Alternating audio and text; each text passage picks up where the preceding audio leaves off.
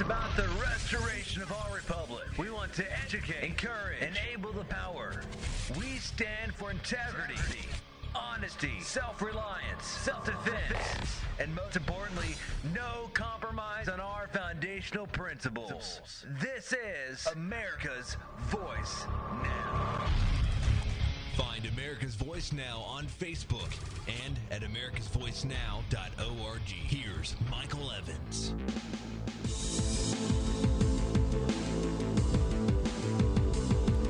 Good morning, America. You're listening to America's Voice Now. My name is Michael Evans. I will be your host this morning. Boy, I see a ton of you folks out there on the web this morning. I see folks out there in Norfolk. That would be Virginia. Mayhaps a government agency. Philadelphia, I see St. Mary's out there. I see Chicago out there. Muncie, Indiana, I'm assuming. I see folks out there on the West Coast. I see folks out there in the upper Midwest. Welcome, all of you. Thanks for joining with us. We are here in our third segment out of four. This morning we covered the Ministry of Propaganda and the mainstream media, as you like to refer to them, and how they've been silent on criminal immigrants being released back into the public. Where is the mainstream Ministry of Propaganda about talking to you about that? And crickets. Alternative media's got it all over the place. Thousands, 36,000 people guilty of 88,000 crimes, willfully, knowingly released back into our population. That's like sitting there and saying to me, you know, I'm going to go and I'm going to show up at this big party and I'm going to pour a bunch of venomous snakes over the railing right into the middle of the dance floor where everybody's at. Would that be a crime? Hello? Your president, Barack Hussein Obama, ICE, Department of Homeland Security, Border Patrol, they're guilty as charged. So is Eric the Traitor Holder, the number one law enforcement officer in the nation, who is got to be the most illegal, inept, unqualified, traitorous, two-bit piece of human excrement ever to be a part of government. This is a guy I look at and I want to vomit.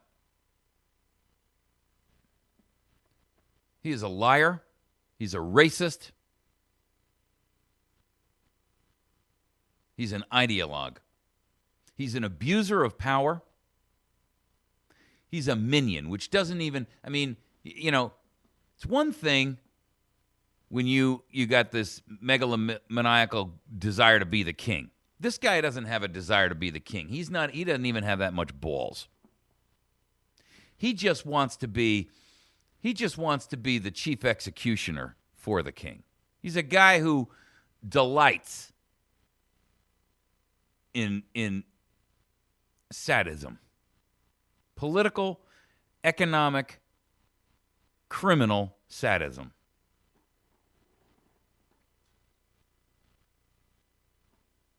He says he doesn't have any reason or plans to investigate the deaths of veterans at VA hospitals. 40 veterans we know empirically are dead as a result of these double waiting lists. These are men, and I'm assuming women. I don't know whether they were made up of men or women or both or just men. And they died while waiting to see a doctor.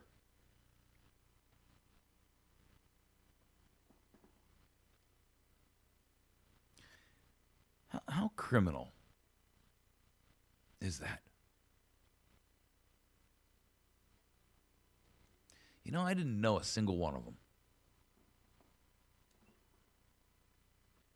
Not one. I don't know whether they were young. I don't know if they were old. I don't know if they were retired. I don't know if they fought in World War I, World War II, or Vietnam. I don't know if they fought in Korea. I don't know if they fought in Iraq. I don't know if they fought in Afghanistan. I don't know if they fought in some far-off jungle that I can't even name because it's a secret. I don't know if they just push cans and were a logistics operator in some backwater somewhere in a fort somewhere in the middle of nowhere.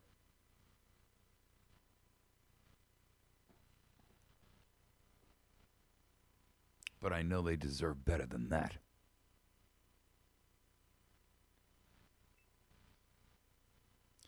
I know that every single last one of those 40 had more integrity in his pinky than Eric Holder has in his entire flippin' body.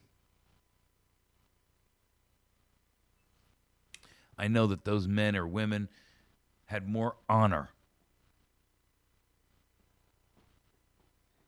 in their name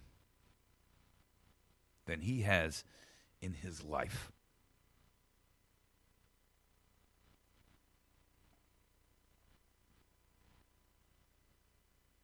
I know I am sick and tired of hearing about how injustice is done to this group, or the gay, or the black, or the yellow, or the red, or the green, or the orange. But ain't none of them dying over it.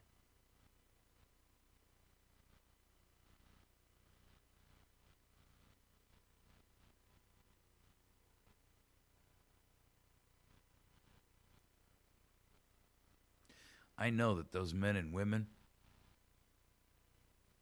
wouldn't have been treated that way if they were illegal immigrants. And that's a crime of universal proportions. Cosmic.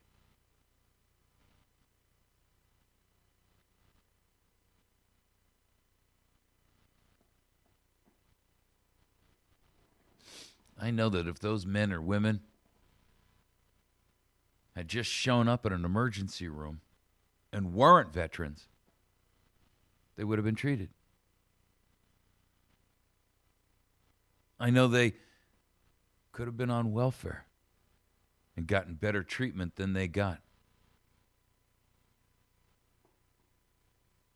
I know that some of those men and women probably were wounded in defense of this country.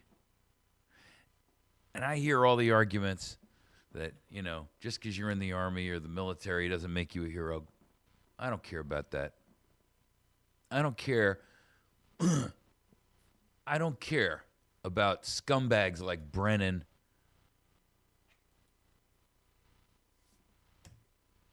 and Hayden who make these wars with their secrets and their spider webs of deceit and lies and corruption. I don't care about any of that.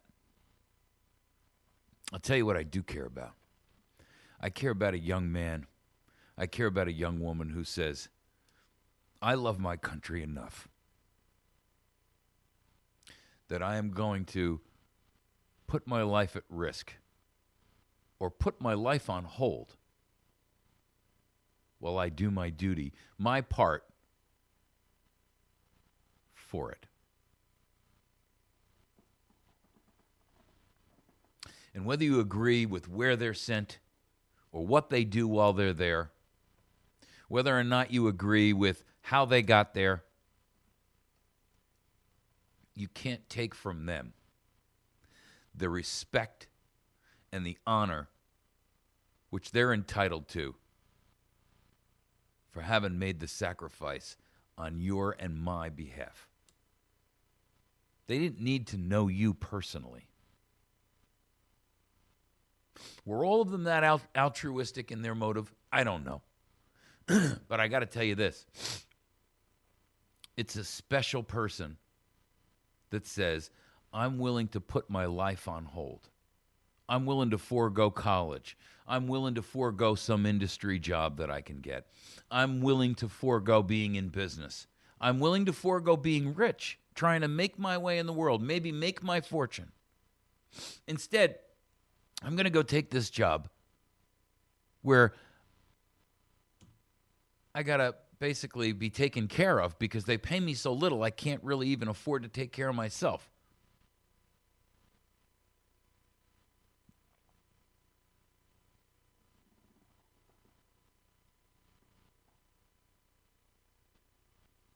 See, those people are entitled to better than we give them. They're entitled to better. Not only because we promised it to them, which we did, and we have no right to break that promise.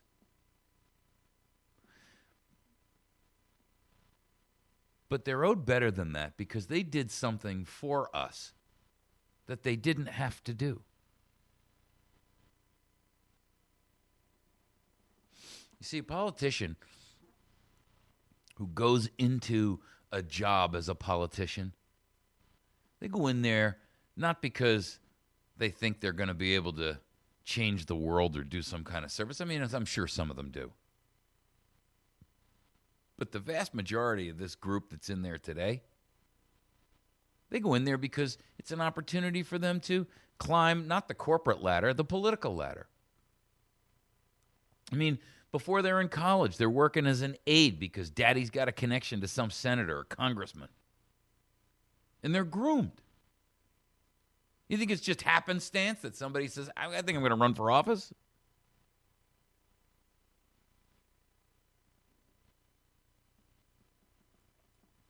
Public service, they call it. Ask yourself, who's really done public service? Ask yourself that.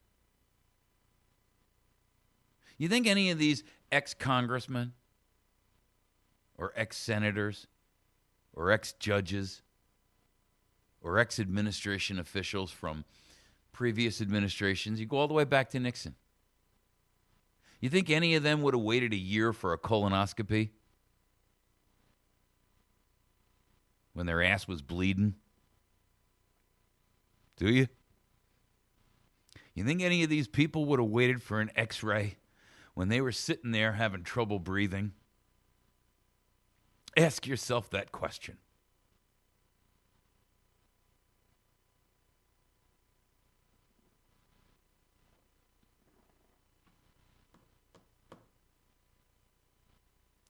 You think any of this current crop of politicians will have to wait to go and see a doctor because they can't stop throwing up and they can't figure out what's wrong?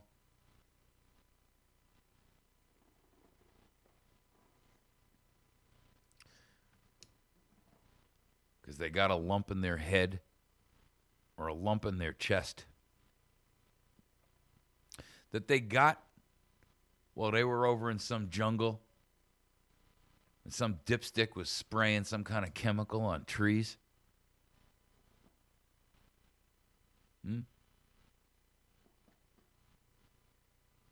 The greatest risk Eric Holder and his ilk take is that they might spill ketchup on their tie at lunch. Paid for by you, of course.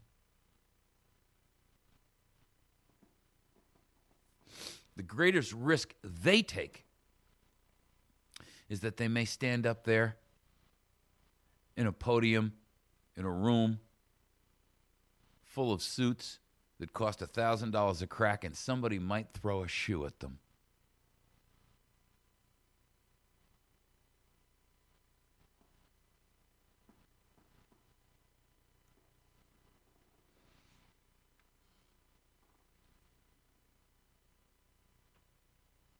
These men and these women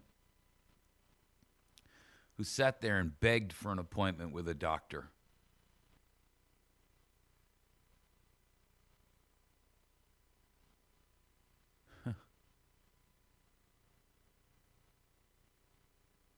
you say that what happened in Nazi Germany can't happen here?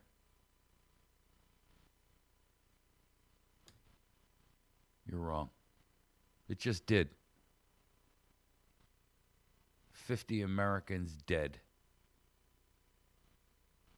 50 Americans dead so that some pencil-pushing bureaucrat could make it look like their list was being pushed ahead? Is that worth lives?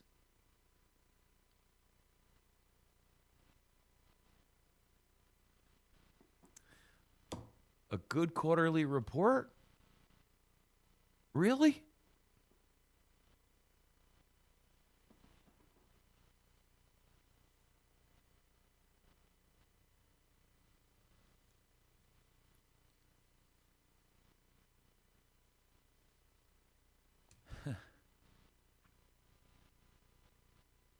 What's wrong with us?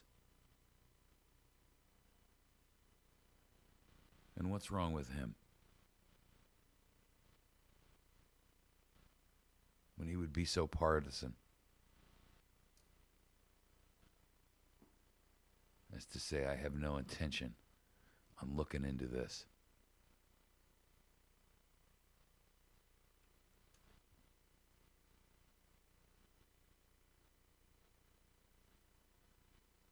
That's criminal.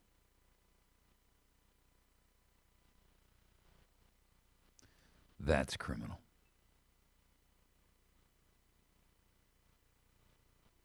And if you don't see that, we got nothing further to talk about.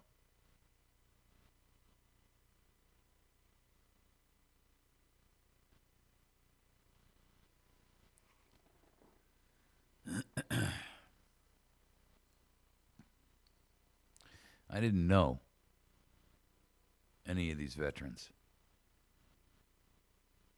I didn't know their names. I didn't know their wives or their husbands. I didn't know their children.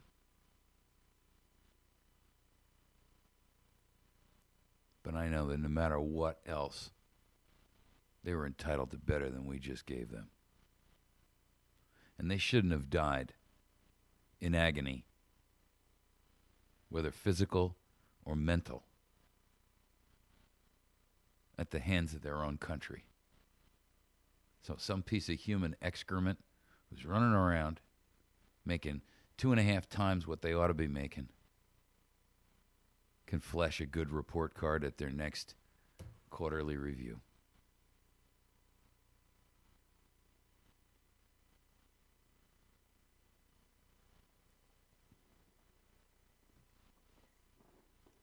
I don't even have to say to you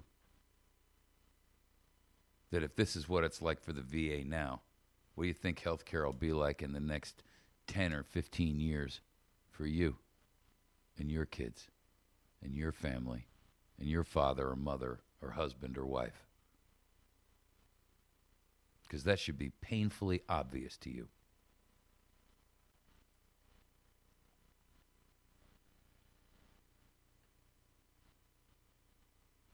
I do know one thing.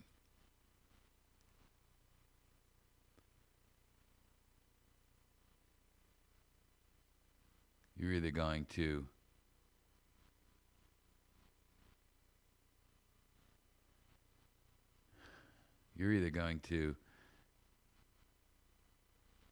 be willing to do whatever it takes to take this nation back from the hands of these monsters.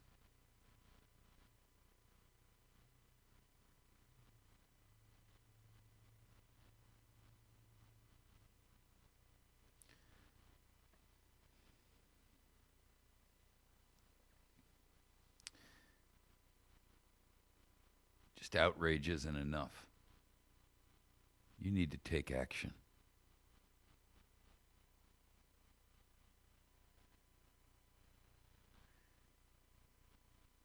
You need to either fight now, while the risk to you is non-existent,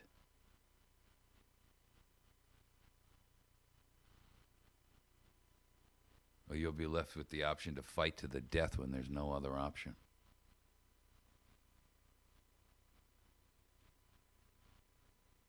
Either you will arise and you will speak out and you will be counted and you will fight fiercely and courageously, and you're going to speak out now, even when your voice and your knees shake with fear.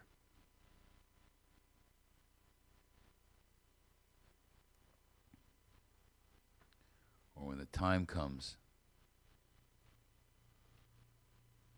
you'll buckle. You'll buckle and cower in fear.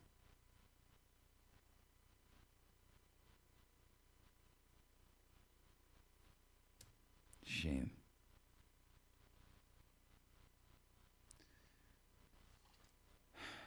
All right, we're going to take a break.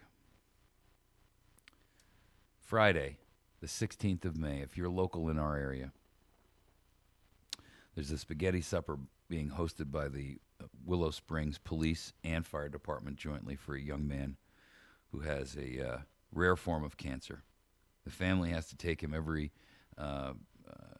week on about a 5-hour ride to a hospital, special hospital that treats him. He's a young fellow with a bright future. He's a handsome little guy. He's the son of a local police officer who's a resource officer in one of the schools. And they're holding this $5 a plate spaghetti dinner to try to raise some funds to help his family out with the costs. There's going to be a silent auction.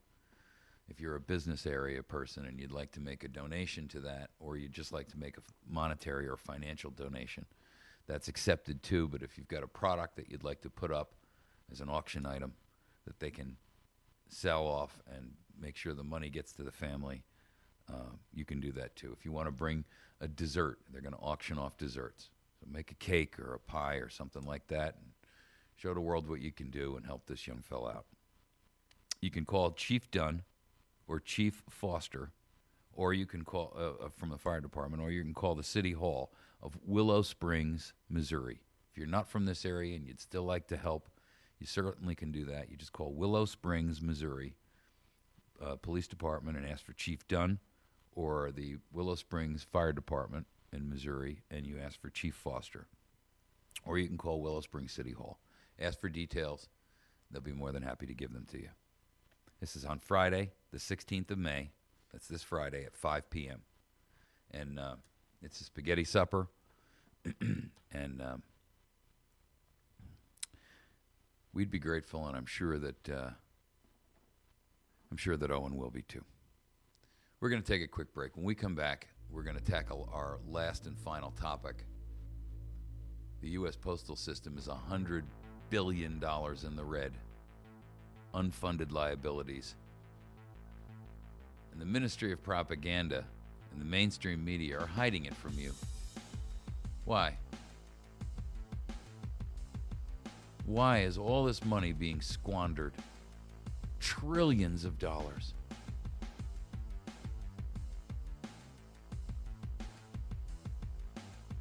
America, aren't you tired yet of treason? What will it take for the straw to be placed upon the camel's back and for you to say, I can't take it anymore?